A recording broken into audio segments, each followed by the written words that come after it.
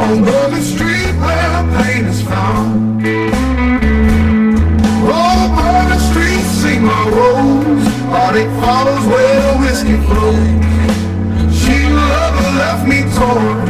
In New Orleans I'm reborn.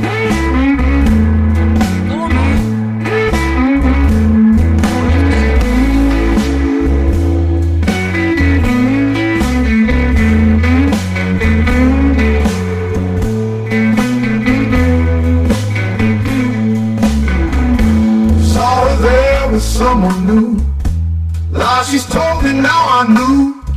She danced away into the mist, left me drowning, drinking fist. Music plays, the night won't end. Broken hearts, they start to mend. Finding solace in the sound on Bourbon Street where the pain is found.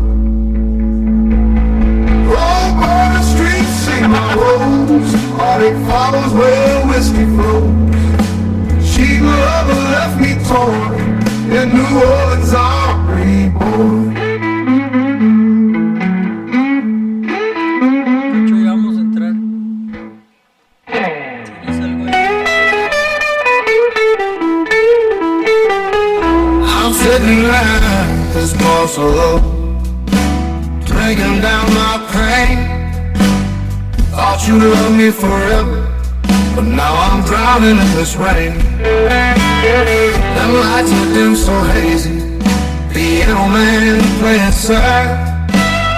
You cheated and you broke me, all the good times we had. Whiskey blues, my only friend. For another round.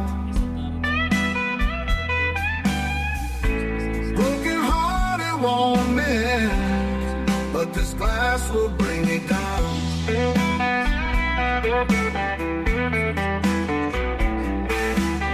I see your ghost and shadows, every whiskey-colored tear.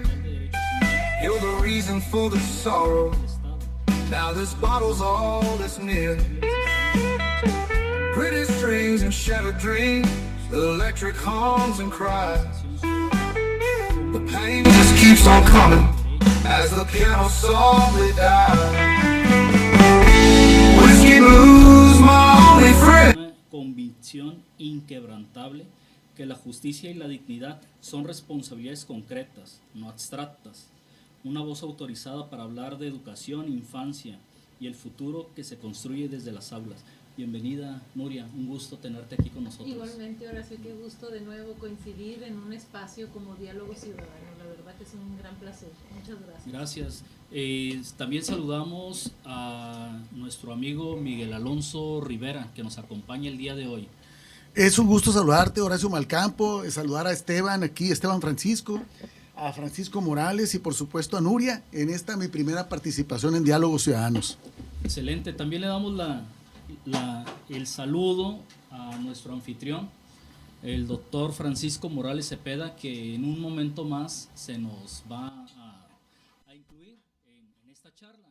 Y también pues saludando al buen Pacho, ¿no?, que desde los controles siempre está al pendiente. Y de las redes sociales, ¿no? Bueno, primero aclarando algo, Nuria, es que el formato de nuestro programa no es una entrevista, sino más bien es una charla, ¿no? Es decir, no es algo demasiado estructurado, ¿no?, sino nos gusta que vaya fluyendo la plática. Y obviamente el día de hoy nos gustaría pues que nos platiques un poco de ti, en qué consiste la organización en la que estás ahorita, Mexicanos Primero. Bueno, nosotros como trabajamos en el área de la educación lo conocemos, pero muchos de las personas que nos escuchan no saben en qué consiste, cuáles son los proyectos que traen, y después también hablar un poco en relación a la visión, ¿no?, del sistema educativo que tienen ustedes como parte de la iniciativa privada y civil, ¿no?, y nosotros que estamos instalados dentro de la Universidad Autónoma de Sinaloa. Entonces, pues me gustaría que que comenzaras platicándonos un poquito. Perfecto, pues bueno, de nueva cuenta muchísimas gracias por este espacio, porque justamente el formato y incluso el nombre del programa nos dice mucho y mucha confianza a nosotros desde una organización como Mexicanos Primero Sinaloa de participar, porque creemos y estamos convencidos que los espacios ciudadanos deben de ocuparse. Lamentablemente vemos con alguna preocupación que algunos de esos espacios ciudadanos pues se ha perdido ese espacio, de tal manera que hay que aprovechar cada oportunidad que se pueda para hablar desde nuestra visión. Como bien lo dices, no hay verdades completas, tendríamos que decir, partiendo de eso. Todos son visiones que se tienen desde la experiencia o desde la vivencia, pero en el caso de Mexicanos Primero, Sinaloa, tendríamos que decir que es una organización civil cuyo objeto social es impulsar la mejora educativa. Muy bien. Procurar que las decisiones que se tomen respecto a la política pública educativa en el Estado sean siempre atendiendo al interés superior de la niñez.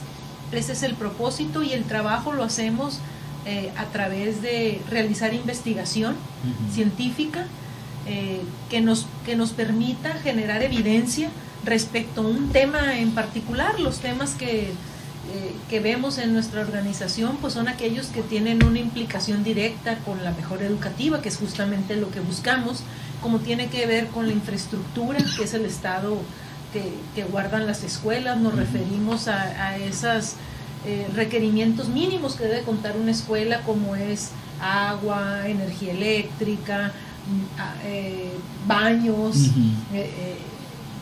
lavamanos, ¿no? Incluso, ¿por qué no hasta material educativo que requiere el didáctico, que requiere el docente para el desempeño de su trabajo, y por supuesto aquel equipamiento mínimo para los alumnos, desde un pizarrón, pupitres, etcétera. Pero también nos enfocamos mucho en el tema de los aprendizajes, es decir, qué tanto aprenden o cuáles son las áreas de oportunidad de los estudiantes. Nos referimos particularmente a los estudiantes de educación básica, tendríamos que decir, ¿no?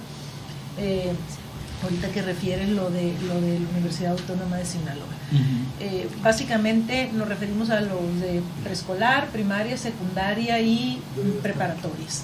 Pero también vemos temas relacionados con la formación docente, por ejemplo, con los temas de presupuesto, qué tanto recurso se le destina al tema de educación, porque muchas veces decimos que nos importa la educación, como autoridades escuchamos que nos dicen que importa la educación, que importan las niñas y los niños, pero lo que se les destina finalmente no refleja, no guarda del todo una congruencia. Entonces, a través de esta investigación, de estas investigaciones en estas diversas temáticas, lo que procuramos es generar evidencia que ayude a la autoridad a la mejor toma de decisiones, pero también a generar ciudadanía, que las personas involucradas directa o indirectamente en el tema educativo puedan tener información que les permita pues acompañar a las comunidades educativas, pero también exigir esta mejora a la que nos referimos. Entonces, una vez generada esta evidencia a través de estas investigaciones, pues lo que hacemos es comunicarla, compartirla, darla a conocer, y con esto generar incidencia en la política pública, justamente para que se tomen mejores decisiones, ¿no?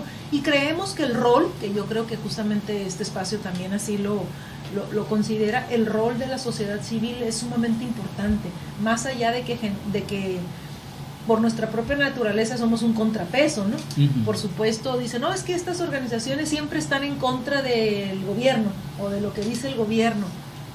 De ninguna manera se trata así, yo creo que es importante señalarlo, sino solamente procuramos generar ese equilibrio. Cuando la balanza se encuentra más cargada hacia un lado, pues lo que debemos de procurar es de generar ese equilibrio, y justamente ese equilibrio de alguna manera la sociedad civil somos quienes nos encargamos de hacerlo, porque pues para la autoridad, lo sabemos, así ha sido siempre, es mucho más fácil y mucho más cómodo hablar de lo que está bien, de lo que hacen bien, que hay cosas necesariamente que hacen bien, por eso son gobierno, pero no todo está bien.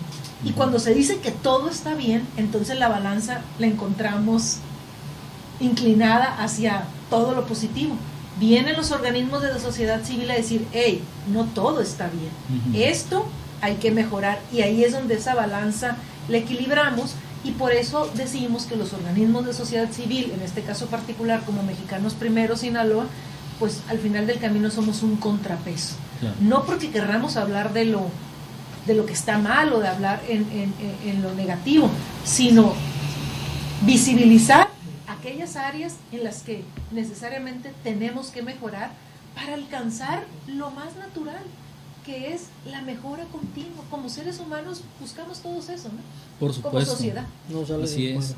Muy bien, gracias por esta buena introducción.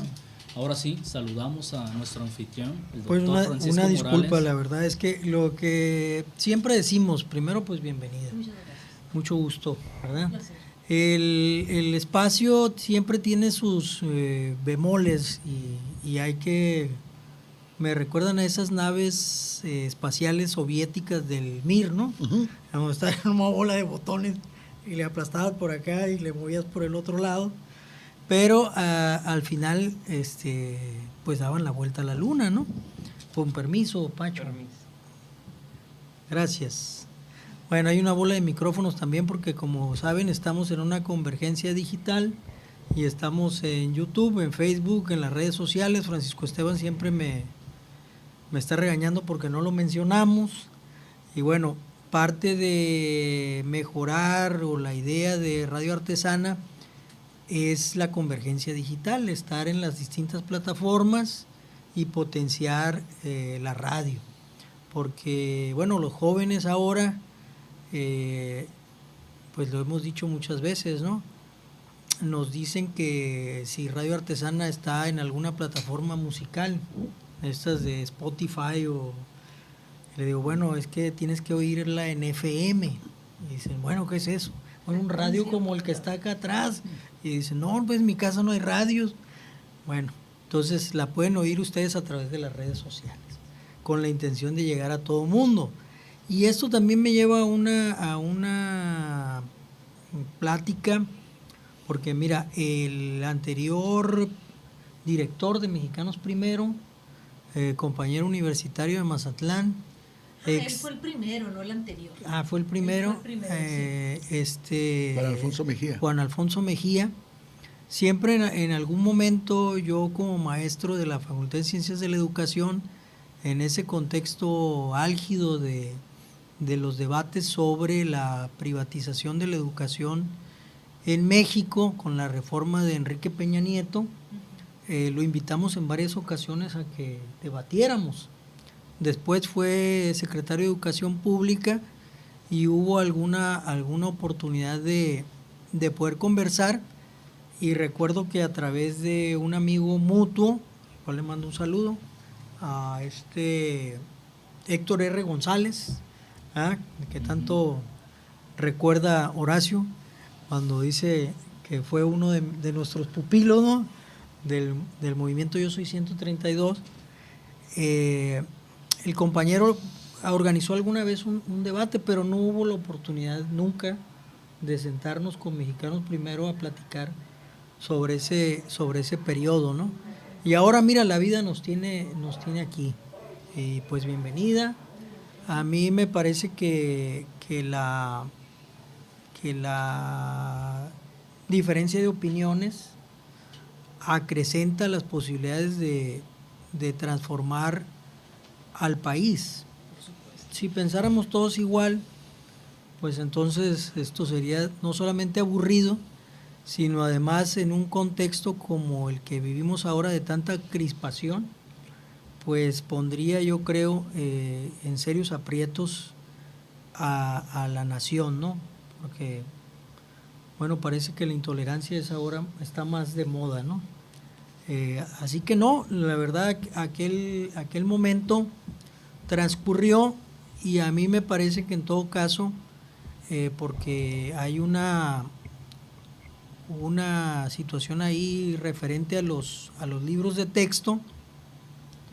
A mí me gustaría mucho hacer ese comentario con respecto a situaciones que se superan, pero ahí están, ¿no? Pero queda la heridita. Sí, entonces ese fue un momento crítico de la actual administración, junto también con una opinión que a mí me parece que está presente ahí, que tiene que ver con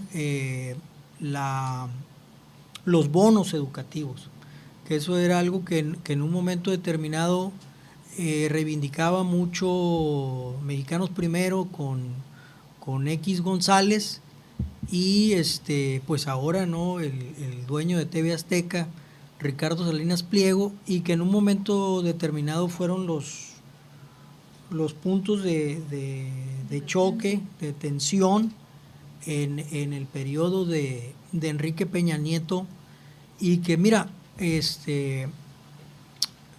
pues sigue estando ahí en una crisis del actual gobierno, en una crisis de credibilidad, que lejos de significar algo que debemos de evadir, creo que hay que volverlo a retomar en términos de los libros de texto gratuitos, ¿cómo y para qué? Y si sigue siendo el punto de debate de Mexicanos Primero con el gobierno federal, o hay otros temas. El tema de infraestructura, por supuesto, ahí va a estar. En Sinaloa la infraestructura educativa es un verdadero desastre. Es una asignatura muy pendiente. Sí, entonces hay techos que se caen por todas partes, escuelas que tienen perimetrales que han ocasionado accidentes muy lamentables. Entonces yo, desde que llegó el gobierno de Rubén Rocha Moya, lo que he visto es una crítica permanente a la infraestructura por parte de los padres de familia, y que no puede uno evadir ese punto. Pero ¿cómo resolverlo en un momento en donde yo ponderaría más la unidad nacional que mantener una crispación en términos políticos? ¿Cómo se podría resolver desde Mexicanos Primero el tema de la infraestructura, y qué propuesta se haría con respecto a los libros de texto? Muy bien, bueno, coincido totalmente. Yo creo que las diferencias de opinión construyen ciudadanía, definitivamente. No, mi formación es justamente el debatir, el disentir, el escuchar y que me escuchen. Y yo creo que el propio país ha venido sufriendo transformaciones muy importantes. Los posicionamientos tienen que ser muy claros, porque si no justamente se provoca este tipo de confusiones. Bueno, ¿y qué hace finalmente Mexicanos Primero? ¿Cuáles son sus postulados? ¿Cuáles son los temas o la agenda que tiene Mexicanos Primero?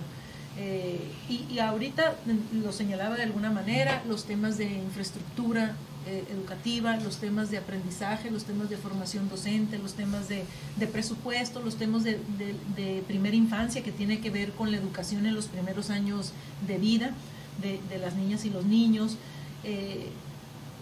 Presupuesto, no sé si ya lo señalé, principalmente. Y en el tema de formación docente, retomando ahorita el planteamiento que hace respecto al posicionamiento de Mexicanos Primero con el docente, pues nosotros lo que hemos venido señalando es en el rol fundamental que tiene el docente hoy más que nunca. Yo creo, sobre todo en Sinaloa, en un contexto de violencia, quien ha venido sosteniendo el sistema educativo, nosotros afirmamos que son los docentes, las maestras y los maestros. Y sostienen no solo los aprendizajes, sostienen también la salud socioemocional de sus alumnos, y eso lo encontramos nosotros en los encuentros que tenemos con docentes en las escuelas. Nos hablan de que hoy uno de los problemas más sentidos en las escuelas es la salud socioemocional de las niñas y los niños, de los adolescentes, de los jóvenes, y muchas veces el docente es quien acompaña esos trances o esas particularidades con sus alumnos. algunos, incluso sin las herramientas mínimas de conocimiento en psicología o en contención emocional, pero con mucho amor y con mucho cariño, con mucho corazón para sus alumnos. Pues se tienen que tirar al suelo junto con los niños, ¿no? Pecho tierra, porque...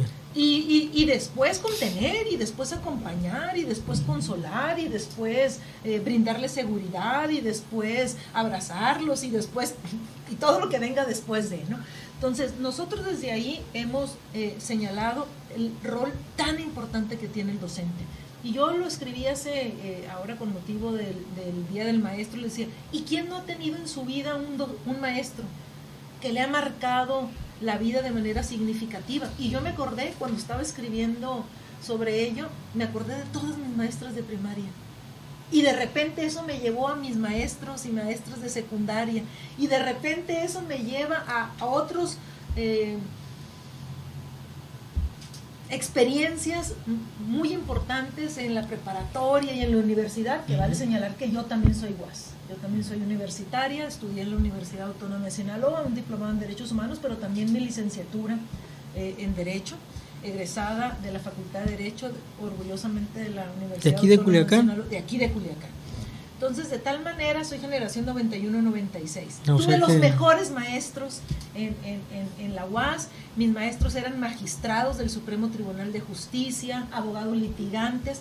Entonces, yo no tengo más que palabras. Anacleto te dio clase. Anacleto Terrazas, por supuesto que sí. Compañeros, no todos los amparos son dulces, nos decían. No, o sea, los amparos también se pierden, o sea, no todo hay que ganarlo. Muchas experiencias, y esa frase hasta la fecha yo la utilizo mucho. Bueno, es que cuando algo me sale mal digo, bueno, es que diría mi maestro Anacleto Terrazas, no todos los amparos son dulces, también se pierde. De tal manera que en ese sentido, partiendo de ahí, de esa experiencia personal, pero también de lo que nos dice la doctrina, pero también de lo que nos dicen el día a día, tendríamos que decir que el rol del maestro tiene que resignificarse, hoy más que nunca.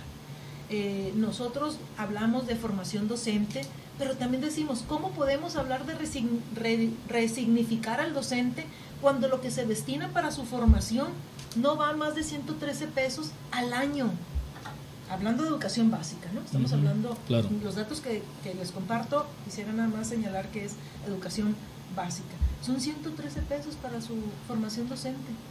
Y esas herramientas que requiere el docente, si queremos alumnos de excelencia, pues tenemos que tener maestros de excelencia. Queremos alumnos bien preparados, pues tenemos que tener maestros y maestras bien preparadas. Eso va en cuanto a la formación docente y lo hemos venido señalando. Desafortunadamente, en el presupuesto aprobado para este 2026 se redujo el rubro que se destina para formación docente. Entonces, no podemos callar ante eso, pero también tendríamos que decir, y los salarios que reciben los docentes son ínfimos. ¿Cuáles son las carreras profesionales mejor o peor pagadas? Y yo creo que entre ellos encontramos a los maestros. Claro.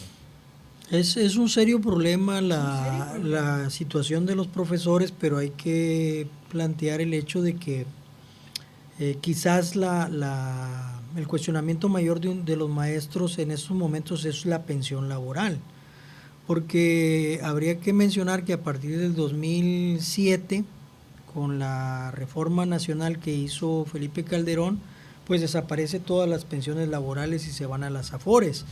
Y a partir de la reforma del 2014 de Enrique Peña Nieto, pues definitivamente esto no solamente, y que fue también un punto crítico, no solamente desaparece la pensión, sino además los maestros perdían la estabilidad laboral y las contrataciones serían anuales en base a un examen. Lo que llevó a los grupos más conservadores, que los profesores denominan institucionales, de la Escuela Normal de Veracruz, a plantear que la evaluación educativa pues no fuese punitiva, que no fuese persecutoria. Y ahí fue el punto de quiebre, ¿no? Yo diría que el entierro definitivo de la reforma de Enrique Peña Nieto, no a partir del radicalismo de la CENTE, ¿no? en Oaxaca o en Guerrero, sino a partir del la crítica de los maestros más disciplinados del sistema educativo que dijeron, bueno, no estamos de acuerdo, ¿no? Esto con el rescate de la reforma por parte de Andrés Manuel López Obrador no se ha hecho. O sea, hay que decir que la reforma no rescató la pensión laboral. Prueba de ello, pues ahí están las movilizaciones de la Coordinadora Nacional y la crítica al pacto que hace el gobierno federal con la cúpula sindical. Cúpula que tiene mucha capacidad de, pues yo diría, de pues camaleónica, ¿no? De camuflaje, o lo vamos a decir de otra manera, bailan al son que les toca, pues. Y en esos momentos están directamente alineados con el gobierno federal. Como en su momento estuvieron alineados al gobierno federal con Enrique Peña Nieto, salvo esa fractura de la Escuela Normal de Veracruz, que además es la Escuela Normal fundacional del sistema educativo mexicano. Ahí a mí lo que me parece es cómo se reestructura un país en estos momentos desde la educación que no le garantiza a los maestros una pensión para sacrificarse en un sistema cada día más violento con los propios profesores, porque estamos hablando de una profesión peligrosa. Antes decían, aquí te dejo a tu hijo con todo y nalgas, ¿no? Ahora casi les dicen, aquí te dejo al maestro y también lo puedes maltratar, ¿no? Que eso es lo que a mí me parece más delicado en el momento en que yo estoy formando a mis alumnos en la Facultad de Ciencias de la Educación y les digo, jóvenes, ustedes están en una profesión ingrata porque tienen que cumplir con el sistema y dar un poco más y nadie se los va a agradecer. Pero además se van a arriesgar por un sueldo bajo y tienen que tener la vocación para saber llamar la atención en un momento en que los jóvenes, los niños y los padres de familia no quieren que se les llame la atención. Claro. Híjole, yo esto lo he escuchado muchas veces, la verdad, y a mí genera mucha preocupación. En la mañana hablábamos de la salud socioemocional de los alumnos y yo así de refilón hablaba también de la salud socioemocional de los maestros, porque les decía, yo escucho a los maestros muy preocupados por por esta información que no sé en qué momento ha pasado a este otro extremo, ¿no? De efectivamente yo no coincido con esta política de ahí te dejo al niño con todo y nalgas. Tendría que decir no tendríamos por qué ejercer ningún grado de violencia en ningún nivel con los niños y las niñas, pero tampoco coincido y comparto el otro extremo de entonces el responsable y aquí al que tírenle al negro, como comúnmente decimos, ese es al docente. Creo que tampoco ese otro extremo nos ayuda. No sé en qué momento ha pasado esto, no creo que sea así, por lo menos en la norma jurídica. En la práctica algo está pasando, la información está bajando de alguna manera equivocada, pero yo no creo que sea que la norma vaya dirigida a que un maestro no pueda imponer su autoridad. Hay un concepto que a mí me ha tocado un poquito estudiarlo, que se llama crianza positiva. La crianza positiva nos lleva justamente de aquella forma de educar a nuestros hijos con la chancla, con el cinto, con el coscorrón, con el pellizcón, el cállate tú, el gritar, ese tipo de... Efectivamente eso ha venido evolucionando y a lo mejor no se ha entendido correctamente cuando decimos o cuando se dice desde esa corriente de abordar la crianza de los niños desde el amor, desde la comprensión, desde la no violencia. y nos hemos ido al otro extremo, entonces aquí el que manda es el niño. Claro. Y no, porque la propia crianza positiva nos habla de que para un niño es sumamente importante que se le establezcan límites, que se le establezcan reglas. Parte de la educación, parte de la crianza efectiva tiene que ser a través de los límites y de las reglas claras, no desde la violencia. Y yo creo que ahí es donde nos hace falta pues platicar más, hablarnos más, entendernos mejor y poder llegar a un punto común. Cuando hablamos de criar correctamente a un niño, pues sí tenemos que sacar de nuestro esquema aquella pequeña posibilidad que implicaba, que a mí me tocó en primero de primaria, el primer día de clases, mi maestra Alejandrina, que ojalá me escuchara, pero creo que no, porque ya de por sí, no creo que, han pasado tantos años que no creo que me escuche. O sea que también te castigaron. Sí, me tiraron con el borrador, estaba yo jugando, estaba en primero de primaria, el primer día, y me tira con el borrador y me pega en la cabeza con el borrador. Y de esas hubo mucho, me levantó de los chivitos y era una maestra. Todas las medidas medievales. Todas las medidas. Yo les tendré que decir, eso ya no. Claro. Eso ya no. Pero eso no significa que la que le tenga que tirar con el borrador a la maestra sea aquella Nuria de 6 años, tirarle el borrador a la maestra. Sí. Yo creo que eso tampoco se va. Tendríamos que establecer reglas muy claras, porque los niños necesitan, insisto, límites y necesitan reglas. Claro. Lo que pasa es que, fíjate, es muy interesante esto que abordas, porque también hay muchos factores, ¿no?, que influyen en la crianza. Uno de ellos pues tiene que ver es el factor cultural, ¿no? Cómo hemos sido criados, y en muchos hogares se sigue manejando una crianza a través del grito, del castigo, a través de esta parte coercitiva, ¿no? También está el factor económico, ¿no? ¿Por qué? Porque en la sociedad actual pues ya no alcanza nada más con que trabaje uno de los dos papás, sino muchas veces se van ambos a trabajar y entonces los niños quedan o solos o son criados por los abuelos, ¿no? O también hay aquellos matrimonios en los cuales pues tienen hijos y van y se los dejan a la abuela paterna o a la abuela materna, y entonces son ellos quien tienen que hacerse cargo de ellos. Otro factor también tiene que ver, no se ve tanto en la ciudad, pero sí en las comunidades rurales, donde sobre todo las mamás son muy jóvenes, y entonces eso nos lleva a la fisiología, y el ser humano termina de madurar su sistema nervioso hasta los 25 años, donde termina de madurar la parte del lóbulo frontal y la corteza prefrontal, que es precisamente la que regula los impulsos, ¿no?, la agresividad. Y entonces tenemos padres y madres adolescentes, en muchos casos, porque Sinaloa además tiene un problema muy grave de embarazos en adolescentes, que son adolescentes, son padres muy jóvenes, que se desesperan porque el niño grita, se desesperan porque no entienden cómo debe ser una crianza, y les cuesta mucho trabajo la autorregulación emocional, ¿no?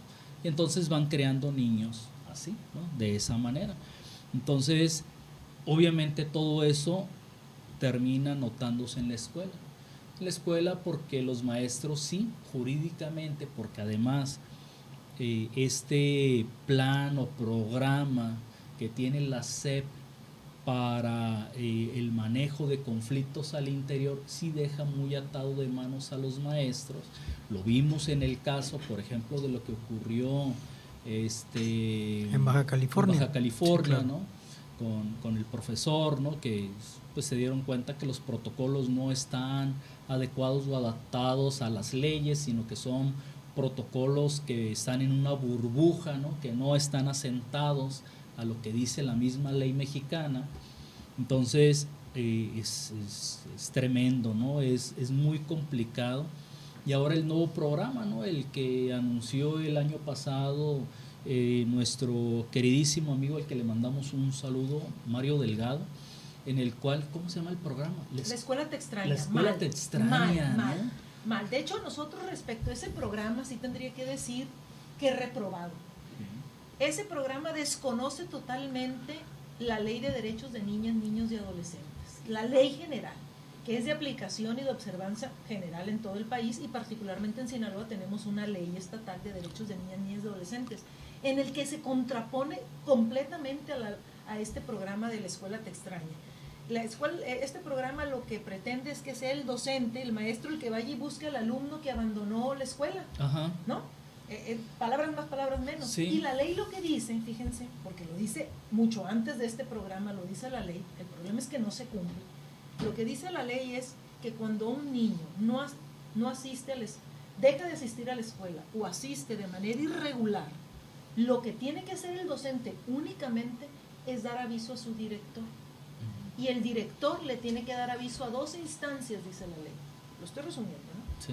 Tanto a la Secretaría de Educación Pública y Cultura, a su superior, como a las Procuradurías de Protección de Niñas, Niños y Adolescentes que dependen de los DIF, tanto estatal como municipal. ¿Y por qué dice la ley que sea así? Porque dice, son las Procuradurías de Protección las que tienen que ir, ya tienen todo un esquema, todo un procedimiento encaminado a restituir derechos. Si un niño dejó de ir a la escuela o asiste de manera irregular, estarán de acuerdo que algo está pasando en su casa. Por supuesto. ¿Verdad? Es O obvio. está trabajando y está dejando de ir a la escuela, o tiene malas compañías, o está involucrándose en actividades ilícitas, o está usando drogas, o es a raíz de un embarazo un embarazo precoz, o no tiene recursos económicos. Causas son multifactoriales, ¿no? O bien, ya porque le tendrían que notificar al hacer, o bien la escuela ya no le entusiasma, ya se le dificultan los aprendizajes. Si antes batallaba para saber cuánto era 2 por 2 en primaria, llega a la secundaria y ya las operaciones más complejas después de la suma, resta, multiplicación y división, pues simple y sencillamente no hay manera de que las entienda, entonces pierde total interés en la escuela. Por eso es tan importante dejar muy fundamentados y con bases muy sólidas los aprendizajes fundamentales, que ahorita podríamos hablar de ellos. Entonces, de tal manera que algo está pasando, que ese niño, esa niña, ese adolescente deja de ir a la escuela o asiste de manera irregular, sí va un día, pero 2 no, 3, 4 sí al mes o a la semana, etcétera. Y es la Procuraduría de Protección de los DIF municipales o estatal quien tiene que generar un procedimiento de restitución de derechos y entonces indagar las causas por las cuales, pero no la escuela, por las cuales ese niño, esa niña está dejando de ir a la escuela o abandonó la escuela, y poder activar un procedimiento de restitución de derechos. ¿Qué te falta? ¿Qué te falta? Mamá, papá, ¿por qué? ¿Qué ocupan? ¿Cuáles son esas condiciones que están? No, es que este plebe va. Bueno, hay todo un aparato, hay todo un Estado que tendría que estar trabajando y activándose justamente para rescatar eso. Tenemos una Secretaría de Salud, tenemos una Secretaría del Bienestar, tenemos una Secretaría de Administración y Finanzas, tenemos un mundo de instancias, una Secretaría de Mujeres, tenemos todo para que todo eso se vuelque a identificar lo más importante, a rescatar lo más importante en un país, en un estado y en una ciudad, las niñas y los niños. Así está el diseño legal, el diseño institucional. Incluso México ha sido felicitado por ese esquema legal. Claro. Y resulta que llega un secretario de Educación en el que dice, no, maestro, tienes que ir por el alumno. Oye, te estás brincando todo esto. Y entonces, cuando no funcionamos en sistema, cuando no funcionamos como sistema, entonces las cosas fallan porque nos recargamos y le dejamos todo a uno en particular. Y yo siempre lo hago el símil del cuerpo humano. Creo, Horacio, que esto ya lo habíamos platicado. Yo les decía, funcionar en sistema es algo muy parecido al cuerpo. Tenemos diversos sistemas en el cuerpo humano. Voy a hablar del sistema respiratorio. ¿El sistema respiratorio son solo los pulmones? Pues no, pero si le dejamos todo el trabajo a los pulmones, pues entonces el cuerpo va a colapsar. El sistema respiratorio empieza desde aquí, nariz, garganta, esófago, pulmones, corazón, sistema linfático, corre el oxígeno por todas las venas, sale por el otro lado del corazón y expulsa lo que el cuerpo no requiere. Es una serie de órganos que tienen que funcionar en un engranaje perfecto para que nosotros sigamos hoy platicando. Pero entonces si le dejamos todo a un solo órgano, pues ese cuerpo colapsa. Lo mismo pasa en el sistema educativo y en cualquier sistema. No le podemos dejar todo el sistema educativo. Bueno, de hecho tradicionalmente lo que ha sucedido es que cada vez que se ocupa de una nueva acción, el maestro se hace responsable. Por ejemplo, cuando hablábamos de las competencias, pues en México era conocimientos, actitudes y en el caso de México valores, ¿no? Tú decías, bueno, ¿por qué en México valores, no? Bueno, porque tenemos una crisis de valores por la violencia que comenzó en el 2007 y que parece que continúa. Si es necesario que los alumnos aprendan a usar un casco y un chaleco antibalas, pues también el maestro va a ser responsable, ¿no? De que se ponga bien el chaleco y el casco y el chaleco antibalas. Entonces tú dices, bueno, el maestro es todólogo, ¿no? Ahora va a ir a rescatar a los niños también. La situación es que acaso no es la falta de una plaza en la escuela que es el prestador de servicio social el que debería de estar haciendo ese monitoreo, porque lo vemos también con el caso de las áreas de apoyo. Tenemos áreas de apoyo para la inclusión educativa, pero atienden 5 o 10 escuelas. Sí, pues es insuficiente. Entonces, los AER y los CRIES, ¿no? Entonces tú dices, ¿cómo vamos a hablar de inclusión educativa que está reglamentado, pero es insuficiente la atención? O sea, la buena intención, la necesidad existe, pero la infraestructura, la plaza que requiere que se haga, está ahí. Y entonces asumimos un cuestionamiento. Claro que el profesor, en términos tradicionales, se ha preocupado por su salón de clases y pregunta, oye, ¿dónde está fulanito que no ha venido? ¿Dónde se encuentra? Pero de eso voy a la casa de la familia esta a buscarla por la tarde, en una situación de violencia como la que vivimos a nivel nacional, ¿no? Porque pues podemos hombre, decir en Sinaloa, pero no, pero eso en Guanajuato, nuevamente en te estoy hablando de que Michoacán, algo ha pues, cambiado en la sociedad y lo primero es que el maestro al bajar del autobús en el que vaya, pues no sé si en el camino lo vayan a asaltar, ¿no? Y la otra, el maestro también probablemente por la tarde está trabajando en otra parte. O también tiene familia, o también tiene actividades recreativas, o vamos más allá, también tiene vida. Bueno, es que a mí me preocupa porque a veces el maestro no tiene vida, ¿no? Tiene que venir a grabar un programa. Claro, ¿no? tiene que venir aquí a hacer su programa. Pero bueno, en fin, a mí me parece que se le endilga, se le suma al profesor una serie de responsabilidades que después no corresponden con una propuesta que implique el recurso y la infraestructura. Y ahí, bueno, tenemos un serio problema.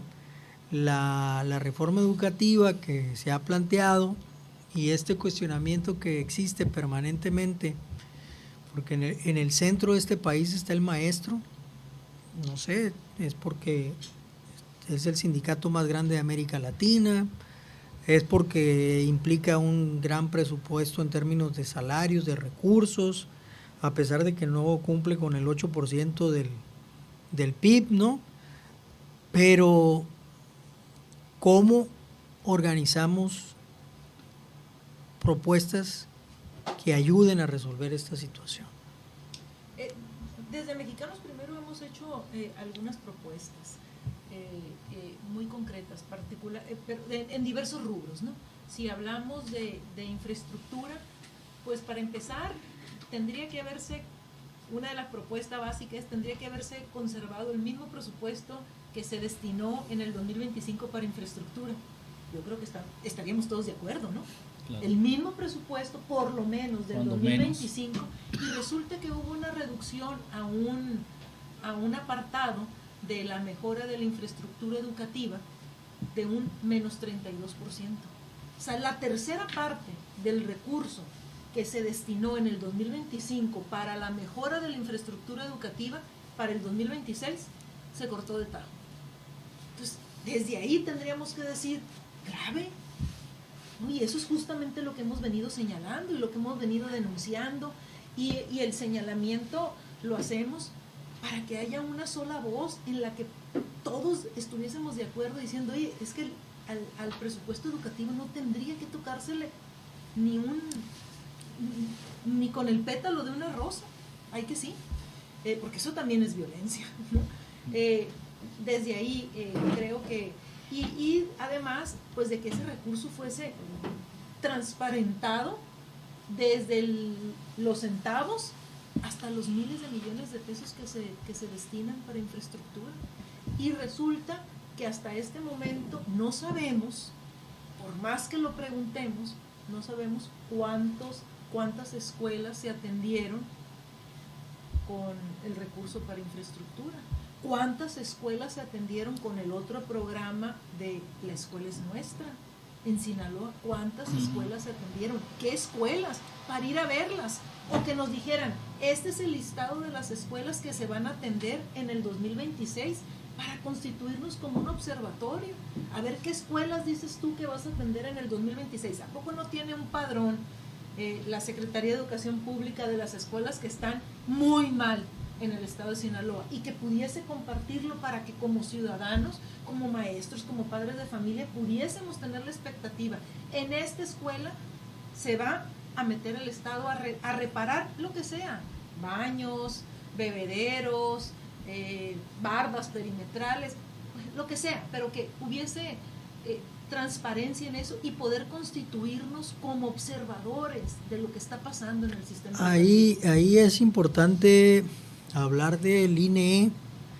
El INEE, el Instituto Nacional de Evaluación Educativa, que desaparece con la reforma de Enrique Peña Nieto, pero ahí desaparece un aspecto muy importante, que es el Atlas Educativo de México. Yo lo comento como geógrafo porque estuve en una estancia postdoctoral en el Instituto de Geografía de la UNAM, y el Instituto de Geografía de la UNAM hizo ese atlas. Hizo el atlas con la información de un censo educativo que se suspendió. Ya no se hace el censo educativo por parte de INEGI. Quedó ahí suspendido, ¿no? Nuevamente, si bien hubo excesos, y yo los cuestioné y los combatí en la reforma de Enrique Peña Nieto, sobre todo cuando Emilio Chauffet dijo, no queremos el poder, nosotros queremos el control. Dije, cañón. Emilio Chauffet Shemor, ¿no?, que fue secretario de Educación y que finalmente muere en el fragor del conflicto por razones de salud, después de Iguala, ¿no?, después del asesinato de los estudiantes de Ayotzinapa, y se vino una situación muy complicada, pues, ¿no?, todo esto, fragor de la reforma. Pero a lo que voy, en Sinaloa, en el Atlas Educativo, y Frías Castro, en ese momento era el secretario de Educación Pública del estado de Sinaloa, tuvo que reconocer que había un faltante de 500 escuelas, con todo y planta docente, que aparecían en la nómina. Entonces, a mí me parece que uno de los grandes problemas de la educación en este país y de toda la infraestructura educativa a nivel nacional, y que efectivamente la transparencia a nivel de información permite que observemos, pues es que la Secretaría de Educación Pública, la Secretaría de Salud, la Secretaría de Comunicaciones y Transportes, las grandes secretarías nacionales han sido tradicionalmente parte de la Real Fuerza Aérea de este país. O sea, me refiero a los aviadores, ¿no? Y me refiero también a que lamentablemente este negocio primero era de políticos y ahora es de mafiosos. porque es el caso de la Tuta, ¿no? Que era maestro, ¿no?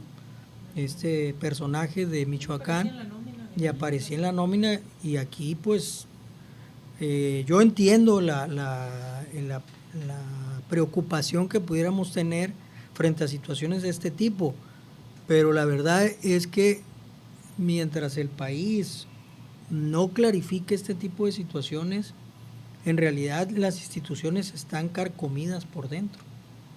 Y no le corresponde solamente a Mexicanos Primero hacer un señalamiento en términos de una coyuntura política.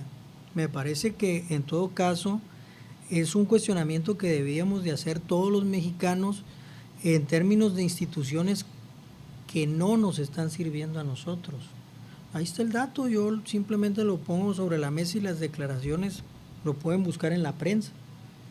Ese censo de escuelas, maestros y alumnos demostró un serio problema de infraestructura, pero también de manejo discrecional de la nómina de los profesores. Por eso se empezó a federalizar la nómina. En el caso de Sinaloa está federalizada la nómina por un problema serio en el periodo de Maloba, que se dejó de pagar el SAT, y hasta la fecha no tenemos ese problema. Ahí está el propio gobernador reconociéndolo. A mí me parece, sí, bueno, el ISSSTE y también los impuestos. Los impuestos. Entonces, a mí me parece que la educación pública requiere de esa transparencia. Totalmente. Y ahorita que hablaba del INEE, después del INEE surge la Mejor Edu, que la acaban de desaparecer también. Y entonces nos quedamos como ciudadanos sin ningún órgano de transparencia y rendición de cuentas.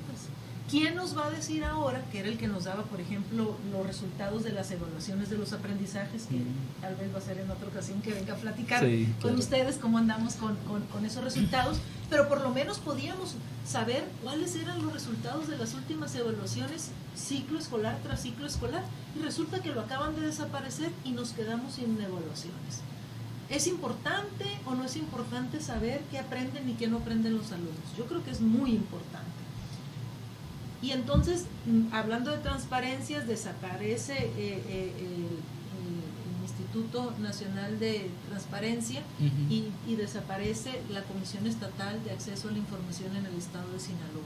Y entonces decimos, pues cada vez nos quedamos con menos herramientas para poder contar con datos, contar con información que nos permitan pues avanzar, porque por lo menos en ese entonces sabíamos dónde estábamos, que algo estaba mal. Yo considero que esta desaparición del censo es incorrecto. Yo lo planteé en su momento como un cuestionamiento desde el ámbito académico. ¿Por qué? Bueno, porque hay algo que no está desarrollado en el país, que es la corresponsabilidad ciudadana con respecto a la administración pública. Y eso es formar ciudadanía. O sea, si tú tienes la posibilidad de acceder a la información, generar opinión, y vuelvo a repetir, más allá de una coyuntura política, en términos de la participación constante de la población, pues no solamente requieres de esos ámbitos de información o de las investigaciones que pudiera hacer una organización, en este caso como Mexicanos Primero, sino además la posibilidad en un momento determinado de enriquecer un debate con los datos y además con las instituciones que debatan al respecto. De otra manera, bueno, se vuelve un sentido común en donde, ¿sabes qué? Marx Arriaga pues está mal, ¿no? Con los libros de texto, y se pelea con Mario Delgado, y qué mal están los dos, pero no pasa de ser un anecdotario de los mitotes, y a mí me parece muy delicado eso, ¿no? Claro. En términos reales, pues se requiere más acciones que impliquen tomas de decisiones con mesas más horizontales. Así es. Y bueno, pues eso complica, ¿no? Sí. Bueno, pues el tiempo se nos termina Es nuestro enemigo. agotando siempre. Agradecer a Nuria que nos haya acompañado, Y bueno, Miguel, ¿hay algo que quieras aportar en esta mesa? Estuviste muy platicador, Como el niño comentando mucho en Como este el niño bueno conversatorio, pero de cierre, ¿te gustaría Bueno, comentar sí, pues primero que nada, el programa es de ustedes y es por eso que me reservé, pero quiero decir que es un privilegio para mí estar con 3 expertos de la educación, como es Francisco Morales, Nuria y pues tú, Horacio, que yo sé que son estudiosos de este tema.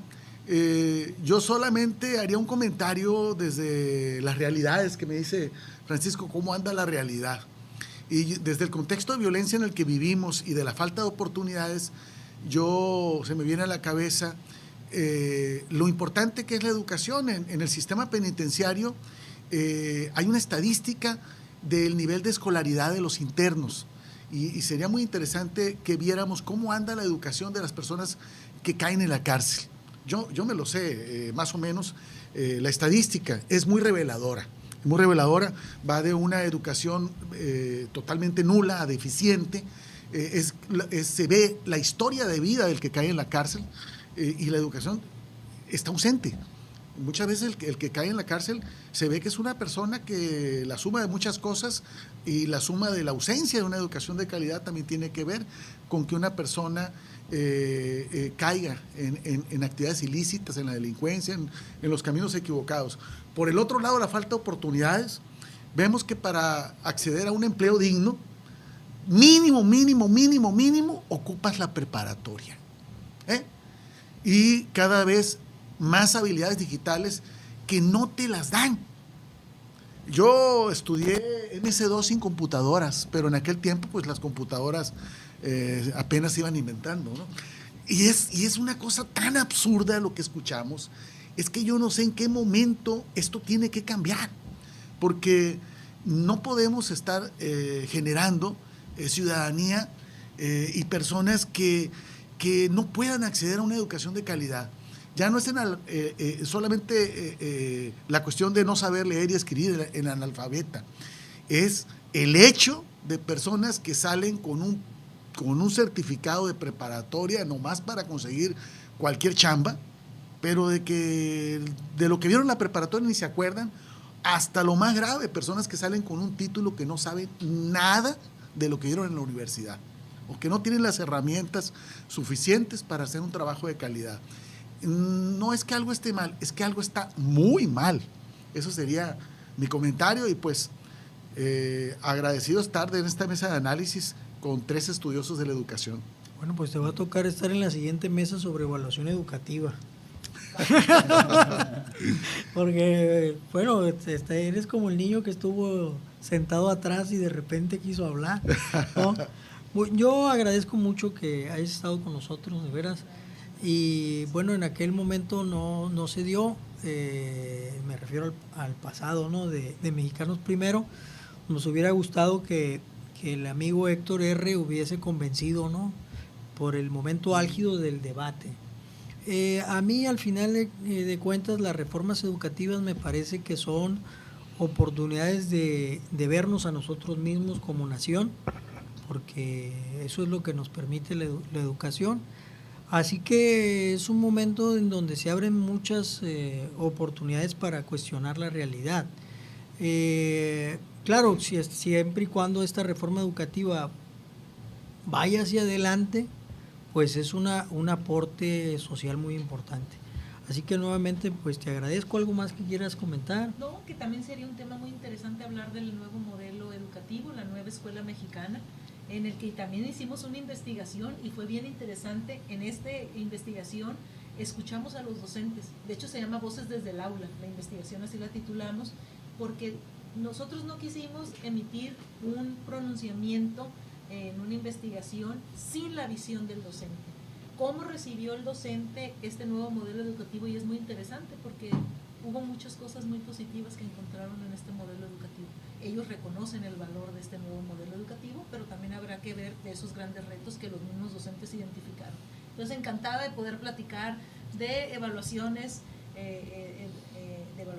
de hablar del nuevo modelo educativo y de seguir charlando temas de educación, porque coincido, cada vez tenemos que hablar más de educación. Yo creo que el Estado de Sinaloa nos convoca y nos requiere a ponderar y a colocar en el centro de la reflexión y del análisis y de la política pública, que al final se traduzca en política pública, a las niñas, niños y los adolescentes desde el ámbito educativo. Bueno, pues muchísimas gracias. Me van a permitir unos momentos. Claro. Voy a cerrar la transmisión y Muy pues cerramos. Radio Artesana.